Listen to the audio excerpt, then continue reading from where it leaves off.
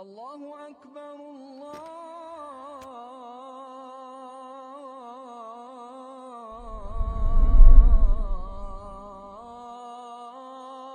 أكبر.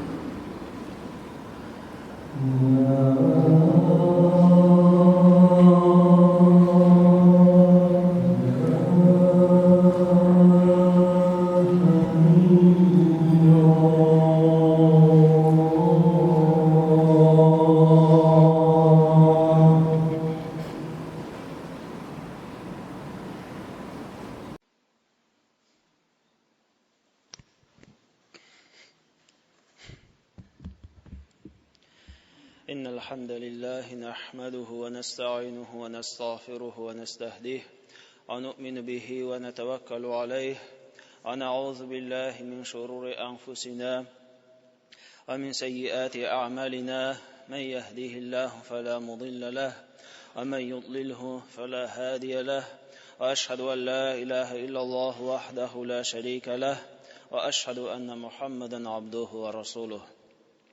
يا أيها الناس اتقوا ربكم الذي خلقكم من نفس واحدة وخلق منها زوجها وبث منهما رجالا كثيرا ونساء واتقوا الله الذي تساءلون به والأرحام إن الله كان عليكم رقيبا. يا أيها الذين آمنوا اتقوا الله وقولوا قولا سديدا يصلح لكم أعمالكم ويغفر لكم ذنوبكم ومن يطع الله ورسوله فقد فاز فوزا عظيما. أما بعد Баршаларыбызны шушы дөньяга барлыкка китергән һәм һәрбер безгә билгеле микъдарда гомерләребезне биргән һәм дә безне хисап кылучы булган Аллаһ Таалага хәмд саналарыбыз, мактауларыбыз һәм дә шөкерләребез булсын. Шулай ук мөмин мөселманнарны җәннәт ниъмәтләре белән шатландырып, Аллаһка ышанмаганнарны, иман китермәгәннәрне, изгелекләр кылмаганнарны җәһәннәм газабы белән куркытып җибәрелгән Пәйгамбәрбез Мөхәммәд Мустафа саллаллаһу алейхи ва сәлламгә әйткән салават шәрифләребез һәр вакыт барып ирешеп торсын. Һәр вакыт Пәйгамбәрбезне үзебезгә үрнәк иттереп алып, ул кылган шикелле изгелекләребезне кылып, яшәүләребезне Аллаһ Таала һәрберебезгә дә насыйп итсен. Җәмәгать, без хәзерге вакытта ахыр заман вакытында яшибез. Ягъни Пәйгамбәрбез ул иң ахыргы Пәйгамбәр иде, ул килеп китте, ул инде хәзер юк. Һәм хәзерге вакытта biz ахыр заман вакытында яшибез. Күпмедер вакыттан соң, ансын әлбәттә Аллаһ Таала белүче, җитәчәк кыямәт көне һәм biz һәрберебез дә Аллаһ каршысына басачакбыз. Үзләребезнең кылган амәлләребез өчен җавап тотачакбыз. Һәм Пәйгамбәрбезнең күп кенә хәдисләре килде. Кыямәт алдыннан нинди вакыйгалар булачак хакында ул безгә хәбәр итте. Һәм алимнәрбез шушы хәдисләрне җыеп, алар шундый фикергә килделәр: кыямәт көненең кечкенә билгеләре, кечкенә галәмәтләре һәм кыямәт көненең зур галәмәтләре бар дип әйттеләр. Һәм хәзерге көндә кыямәт көненең ахыр заманның баша булган кечкенә галәмәтләре ул инде үтәлде. Барша булган кечкенә галәмәтләр инде күзгә күренде, калды бары тик кыямәт көненең зур галәмәтләре генә. Һәм шушы кыямәт көненең кечкенә галәмәтләренең берсе булган Пәйгамбәрбез әйтеп калдырган хәдис белән танышып китик. Пәйгамбәрбез саллаллаһу алейхи ва сәллям әйтте: "Синфани мин әһлин нар лам арахума бa'd." ут әһелләреннән булган ике төркемне мин күрмәдем. Ут әһелләреннән булган ике төркемне миңа күрү насыйп булмады, диде. Риҗалун ма'ахум сиятун кa'азнабил бақар ядрибуна бихан-нас. Шушы төркемнең беренчесе хакында Пәйгамбәрбез әйтеп китте. Кулларында сыер койрыклары шикелле камчылар белән кешеләргә сугучылар, диде. Кулларында сыер койрыклары шикелле камчылар, шыбыркылар белән кешеләргә сугучылар, аларны кыйнаучылар, диде. Ягъни беренче төркем кеше, шуны аңлый алабыз, ул хаксызга башкасын рәнҗетүче. Ул хаксызга башка кешене кыйнаучы, шушындый сыер койрыгы дип Пәйгамбәрбез чагыштырды, шушындый камчылар белән, шушындый шыбыркылар белән башка кешеләрне кыйнаучылар, башка кешеләрне азаплаучылар, диде. Мин мондый кешеләрне күрмәдем, диде Пәйгамбәрбез саллаллаһу алейхи ва саллям. Ләкин моны хакында барыбыз да беләбез, шушындый кешеләр бар, кешеләрне хаксызга рәнҗетүчеләр, азаплаучылар. Бу инде кыямәт көненең кечкенә билгеләреннән берсе булып тора. Һәм бу, диде Пәйгамбәрбез, ут әһелләренең беренче төркеме, ансын мин күрә алмадым, диде. Һәм икенче төркем ут әһелләре хакында да Пәйгамбәрбез әйтеп китте. Ва нисаун касиятун арият, диде. Һәм дә икенчесе үзләре киенгәннәр, ләкин үзләре шул ук вакытта ялангач булган хатын-кызлар, диде. Үзләре киенгәннәр, үзләренчә киенгәннәр, ләкин чынбарлыкта үзләре шул ук вакытта алар ялангач булган хатын-кызлар, диде. Менә шушыларны мин күрә алмадым, буларны күрү миңа насыйп булмады, диде Пәйгамбәрбез. Менә булар ут әһелләреннән, диде. Ягъни хәзерге вакытта, бигрәк тә хәзерге көннәрдә җәй көннәре, эссе көннәр, җылы көннәр бара. Әлхәмдүлилләһ, бер яктан ул бик зур ниъмәт булса, бик күп эшләр башкарырга мөмкинчелек Аллаһ Таала безгә тудырса, икенче яктан безгә мөэмин мөселманнарга ул бик авыр вакыт булып тора. Җәйге вакыт, эссе вакыт ул безнең өчен, мөэмин мөселманнар өчен бик тә авыр булган вакыт. Бик тә авыр булган вакыт, чөнки бу бик зур фитнә, бигрәк тә иратлар өчен, шуннан соң хатын-кызларның үзләре өчен дә бу бик зур булган фитнә. Урамга гына чыксак та, кая гына барсак тагын, нинди генә җәмәгать урыннарында булсак тагын, без шушындый үзләре киенгән, үзләре шул ук вакытта киенмәгән хатын-кызларны күрәбез. Телибезме, теләмибезме, алар һәр вакытта да безнең күзгә ташланалар. Шуңа күрә мөэмин мөселманга иң авыр булган вакыт ул әлбәттә шушындый эссе җәй көннәре, чөнки бу бик зур фитнә. Һәм шушындый хатын-кызлар хакында әйтүен Пәйгамбәрбез саллаллаһу алейхи ва саллям дәвам итте һәм дә әйтте: "Маилатун мумилат", диде. Маилатун, ягъни читкә авышканнар. Ул хатыннар читкә авышканнар, Аллаһка итаат итү юлыннан алар читкә авышканнар. Аллаһка буйсыну юлыннан алар читкә таба авышканнар, диде. Һәм мумилат дип Пәйгамбәрбез әйтте. Мумилат, ягъни башкаларны да шушыңа авыштыручылар. Башкаларны да үзләре йөргән шикелле йөрергә этәрүчеләр. Башкаларны даган шушы үзләре яшәгән шикелле яшәргә чакыручылар, башкаларны да шушыңа этәрүчеләр, диде Пәйгамбәрбез. Ала руусихинна каасниматил бухтил маилах, дип Пәйгамбәрбез дәвам итте. Аларның башлары селкенүче дөя өркәшенә, ягъни бөкресенә охшаган булыр, диде. Аларның башлары селкенеп торучы дөя өркәшенә, ягъни дөянең бөкресенә охшаган булыр, диде. Һәм моны ничек аңларга дигән вакытта алимнәрбез әйттеләр, моны шулай аңларга кирәк, диде. Башларын зурайтырлар һәм өстәмә шәчләр тагырлар, яки үзләренең шәчләрен күбәйтеп җыеп, алар башларын зурайтырлар. Башларын зурайтырлар һәм шул сәбәптән алар тәкабберләнеп, шушындый халәттә йөрерләр. Ягъни масаеп, тәкабберләнеп, бизәнеп, түзәнеп, ярым киенгән, ярым киенмәгән халәттә шушылай тәкабберләнеп йөрүчеләр хакында сүз бара дип әйттеләр. لا يدخلن الجنة ولا يجدوا ريحها. Алар җәннәткә кермәсләр һәм хәтта аның исен дә татымаслар диде. Менә шушындый хатын-кызлар хакында Пәйгамбәрбез әйтте, алар җәннәткә кермәсләр һәм хәтта аның исен дә татымаслар диде. Ва инна рихаха ла юджаду мин масираtin kaza wa kaza. Хәтта җәннәтнең исе шуның хәтле ераклыкта сизелсә дә дип әйтте. Ягъни җәннәтнең исе ул бик ерак арага хәтлек сизеләчәк. Һәм хәтта алар җәннәткә керү түгел, хәттәгән алар аның исен дә татымаячаклар диде. Менә шушылай тәртип йөрүче хатын-кызларга Пәйгамбәрбез шушындый сүзләрне әйтте. Алар диде, җәннәткә бер кайчан да кермиләр һәм алар җәннәтнең исен шулай ук татымаячаклар диде.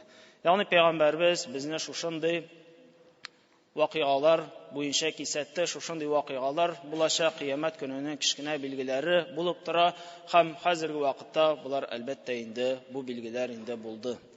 Шәһәр җирендә бигрәк авыр, авыл җирендә дә ким түгел, шулай тәртип йөриләр һәм инде үзләре киенгән шикелле, ләкин шул ук вакытта үзләре ялыңаш яки бик тар кысып тора торган кием кияләр яки кыска кием кияләр. Булар барчасы да шушы бер хөкемгә керә.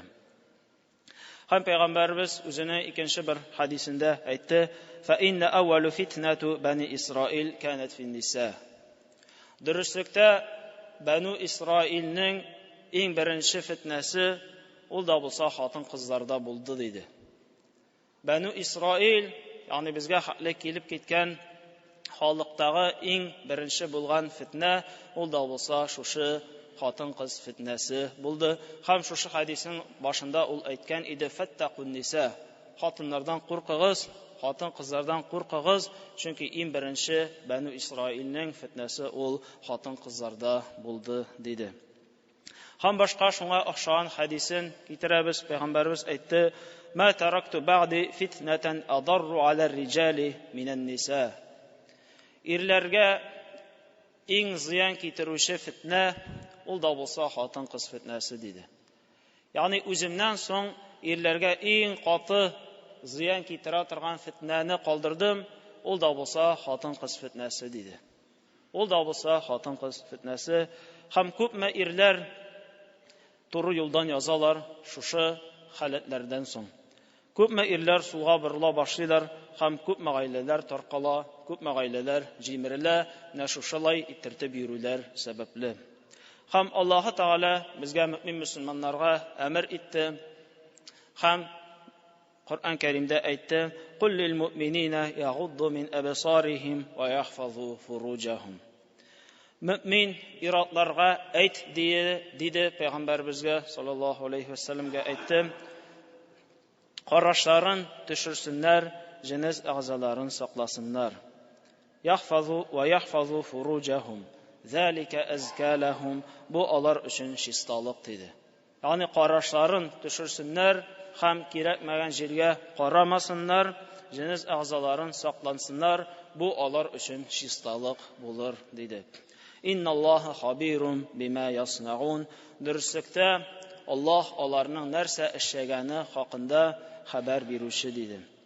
Нәрсә эшләүләрегез хакында Аллаһ Тәгалә белеп торучы һәм хәбәр итүче диде. Шулай ук бер вакыт عن جابر بن عبد الله قال: سألت رسول الله صلى الله عليه وسلم عن نظرة الفجأة فأمرني أن أصرف بصري. Шулай ук Джарир бин Абдуллах тән риваят иттерелеп китерә, ул әйтте: "Мин диде Аллаһ Тәгаләнең илчесеннән сорадым. Нәрсә хакында сорадым? Ани назратил фуджа. Ягъни кинәт кенә карашның төшүе хакында. кинәт кенә уйламаганда, көтмәгәндә, нәрсәгә дә булса карап алу хакында Аллаһның илчесеннән мин сорадым диде. Кисәк кенә көтмәгәндә, уйламаганда, нәрсәгә дә булса карап кую хакында мин аннан сорадым диде. Фәәмәрани ан асрифа басари. Ул миңа карашны читкә борырга, читкә этәрергә әмер итте диде. Ягъни Җәрир бин Абдуллах ул кинәт кенә караш төшү хакында сорады, кирәкмәгән җиргә карау хакында, ягъни үзең уйламыйсың, көтмисең, ләкин синең карашың шушы әйберләргә төшү хакында сорады, һәм Пәйгамбәрбез аңа әмер итте, карашыңны читкә бор, карашыңны читкә ал диде. Ягъни мөэмин мөселманнар бигрәк тә бу безгә иратларга бигрәк тә күп кагыла. Әгәр дәген күзебез шушы нәрсәләргә төшә икән, тиешле булмаган, ярамый торган нәрсәләргә төшә икән, ул вакытта Аллаһ Тәгалә дә әйтте, Пәйгамбәрбез дә әйтте, иң беренче эш булып тора, ул да булса карашны төшерү. Ул да булса карашны төшерү, ул да булса карашыбызны читкә этәрү. Күрдек, карап торырга кирәкми, күрүгә үк карашыбызны башка якка борырга кирәк. Башка якка этәрергә кирәк. Менә бу инде иманның зур дәрәҗәләреннән. Шуңа күрә Аллаһ Тәгалә безгә һәм дә Пәйгамбәрбезгә шушы эшне әмер итте. Һәм шулай ук хатын-кызларга да бу кагыла. Аллаһ Тәгалә әйтте: "Ва кул лил муъминати яхдудна мин абсарихинна ва яхфазна фуруҗахун." Шулай ук мөэминә хатын-кызларга да әйт, карашларын төшерсеннәр һәм җенез әгъзаларын сакласыннар диде. "Ва ла юбдина зинатахунна илля ма захара минха." Үзләренең зиннәтләрен, киемнәрен, тәннәрен күрсәтмәсеннәр диде. "Вал ядрибна би хумурихинна ала жуюбихин." Бары тик тышкы фитнәгә итмәүче киемнәре генә күренсен. Яулык белән капласыннар, ягъни үзләренең башларын, чәчләрен, муеннарын һәм күкрәкләрен диде Аллаһ Тәгалә. Ягъни мөэминә булган хатын-кызларга да Аллаһ Тәгалә әмер итте, карашларын алсыннар, тиешле булмаган җирләргә карамасыннар һәм үзләрен шулай ук сакласыннар диде. Һәм яулык бәйләсеннәр диде. Яулык бәйләсеннәр һәм яулык белән башларын, чәчләрен, башка бөтен булган җирләрен капласыннар диде. Һәм Аллаһ Тәгалә алар хакында дәвам иттереп әйтеп китте: "Ва ла юбдина зинатахунна илля ли буулатихинна ау абаихинна ау абаи буулатихинна" дип Аллаһ Тәгалә санап китте. Һәм үзләренең матурлыкларын, ягъни үзләренең зиннәтләрен күрсәтмәсеннәр, иллә дә мәгәр үзләренең ирләреннән, әтиләреннән, яки ирләренең әтиләреннән, яки улларыннан, яки ирләренең улларыннан, яки ир туганнарыннан, яки ир туганнарының улларыннан, яки кыз туганнарының улларыннан, яки үзләренең хатыннарыннан, монда мөэминә хатыннар хакында сүз бара, яки үзе хуҗа булган кол ирләрдән, яки аларда хезмәт итүче, ләкин ирлек көче калмаган иратлардан, яки хатын-кыз авратын аңламаган сабый балалардан кала башкаларга үзләренең зиннәтләрен күрсәтмәсеннәр дип Аллаһ Тәгалә бик күп санап китте. Менә шуларга гына ярый, буларга гына ярый дип Аллаһ Тәгалә санап китте. Ягъни хатын-кыз үзенең авратын, ягъни үзенең башын, үзенең чәчен дигәндәй кемнәргә күрсәтә ала, иллә дә мәгәр менә шушы санап киткән кешеләргә генә күрсәтергә мөмкин. Ягъни хатын-кызның әтисе, хатын-кызның үзенең баласы, үзенең ире, менә шушындый якын кешеләр хакында Аллаһ Тәгалә санап китте. Һәм шуннан соң Аллаһ Тәгалә дәвам иттереп әйтеп китте: "Ва ла ядрибна би арҗулихинна лию'лама ма юхфина мин зинатихин." Һәм зиннәтләрен яшерү өчен аяк тавышлары чыгармасыннар диде. Үзләренең зиннәтләрен, матурлыкларын яшерү максатыннан аяк тавышлары чыгарып йөрмәсеннәр диде. Шушы аяттан аңлашыла, бик үкчәле туфлилар киеп, ягъни тавыш чыгара торган йөргәндә ток-ток килеп, шушындый тавыш чыгарып йөри торган, шушындый аяк киемнәре киеп йөрү ул хатын-кызларга тыела. Шушындый аяк киемнәре киеп урамда йөрү ул тыела, үкчәле бик үкчәле тавыш чыгара торган киемнәр, шушындый аяк киемнәре киеп, алар йөрергә тиеш түгелләр, чөнки бу игътибарны җәлеп итүче нәрсәләрдән. Шуннан соң Аллаһ Таала дәвам итеп әйтеп бетерде: "Ва тубу илаллаһи җамиан айюхал муъминуна лааллакум туфлихун". Ай мөэминнәр, барыгыз да Аллаһка кайтыгыз. Барыгыз да Аллаһка тәүбә итегез. Лааллакум туфлихун, бәлки сез уңышка ирешерсез. Бәлки сез уңышка ирешерсез, бәлки шул сәбәпле, тәүбәгез сәбәпле, Аллаһка кайтуыгыз сәбәпле сез җәннәткә керерсез дип Аллаһ Таала әйтте. Һәм пәйгамбәребезнең шулай ук башка хадисе дә бар. Ул әйтте: "Куллу уммати муафи илля аль-муҗахирин". Уммәтемдәге һәрбер кеше гафу кылыныр, илля дә мәгәр кычкырып, күрсәтеп, гөнаһ кылучылардан кала диде. Уммәтемдә һәрбер кеше гафу кылыныр диде, иншаллаһ, илля дә мәгәр кем кычкырып һәм башкаларга күрсәтеп ачыктан ачык гөнаһлар эши, менә шулар гына гафу кылынмас диде. Һәм шушында сөйләгәннәр буенча тагын бер нәрсәне генә әйтеп китәргә кирәк, ул да булса безнең тәрбия. Бигрәк тә кыз балаларны тәрбия кылу. Һәм кичкенә вакыттан ук хәерле булып тора үзенең кызыңа, кыз балаларыңа дөрес тәрбия бирү һәм аларны кичкенәдән үк киендерергә гадәтләндерү. Чөнки кичкенә вакытта әле аның яше кичкенә, әле аңа 3, 4, 5 кенә яшь әле дип, әгәр дәгән аларны киендермичә, әгәр дәгән ничек телиләр шулай иттереп кенә киендерә торган булсак, шәригатьчә киендерергә гадәтләндермәсәк, үскәч ул авыр була. Чөнки бала кеше ул күнегә, элеккеге киемнәренә, элек киенгән шикелле тормышына ул күнегә башлый һәм үскәч, балагатькә ирешкәч, аңа киенү авыр була.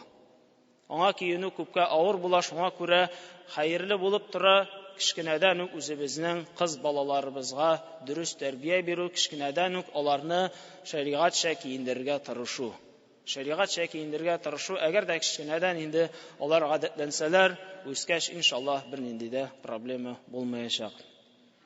Һәм шулай ук шушында сөйләгәннәрне без тырышыйк аңлатырга үзебезнең туганнарыбызга, бигрәк тә үзебезнең хатыннарыбызга, кайберләребезнең әле хатыннары дингә кереп бетмәгән булырга мөмкиннәр, тиешле дәрәҗәдә киенеп йөрмәскә мөмкиннәр, аңлатыйк үзебезнең хатыннарыбызга, үзебезнең балаларыбызга, һәм дә кыз туганнарыбызга, һәм дә әниләребезгә. Чөнки без үзебез мөселман булсак та, үзебез шушы ислам динендә әлхәмдүлилләһ күптәннән булсак та, ихлас белән бүтән гамәлләрне кылып барсак та, безнең әле күпме туганнарыбыз бар. Бер туган абыйларыбыз, бер туган апаларыбыз, бер туган сеңелләребез, бер туган энекәшләребез, әти-әниләребез, балаларыбыз, оныкларыбыз бар. Һәрберсе дә бит шушы юлда түгел. Кызганычка каршы һәрберсе дә шушы юлда түгел. Шушындый ислам динендә Аллаһ кушканча яшәмиләр. Аллаһ тыйган нәрсәдән кызганычка каршы туганнарыбыз безнең бит барысы да тыелмыйлар. Шуңа күрә тырышыйк хикмәт белән, матурлык белән аларга да җиткерергә, аларга да аңлатырга, алар дагын шушыны аңласыннар, аларга дагын дугалар кылыйк, аларны да Аллаһ Таала аларга да һидаятын насыйп әйләсен. Һәм соңгы аятны генә китерәсе килде. Аллаһ Таала әйтте: "Кул нару җаһаннама ашадду харра". Пәйгамбәребезгә әйт диде, җәһәннәм уты ул тагын да эссерәк диде. Җәһәннәм уты ул тагын да эссерәк, ул тагын да көчлерәк дип әйт диде. Шуңа күрә кем чишенеп йөрергә теле, киенеп йөрергә теләми, аларга шушы сүзне әйтергә кирәк: җәһәннәм уты ул шушы кояш эссесенә караганда күпкә эссерәк. Шушы кояш эссесенә караганда ул күпкә көчлерәк, җәһәннәм уты ул күпкә куркынычрак дип без аларга шушы Аллаһ Тааланың сүзен җиткәргә тиешбез. Әгәр дә бу дөньяда түзеп йөрсәләр, эсселеккә чыдап, киенеп йөрсәләр, иншаллаһ, кыямәт көнендә җәннәтләрдә аларның урыннары хәерле урында, салкын шәрәхәт җирдә булыр. Шуңа күрә без һәрберебез дәгән шушы Аллаһ Тааланың китабына һәм дә пәйгамбәребезнең сүзләренә карыйк, ябышыйк, һәм дәгән Аллаһ Тааланың изге бәндәләреннән булырга һәрберебезгә дә Аллаһ Таала насыйп әйләсен. أقول قولي هذا واستغفر الله لي ولكم. الله أكبر الله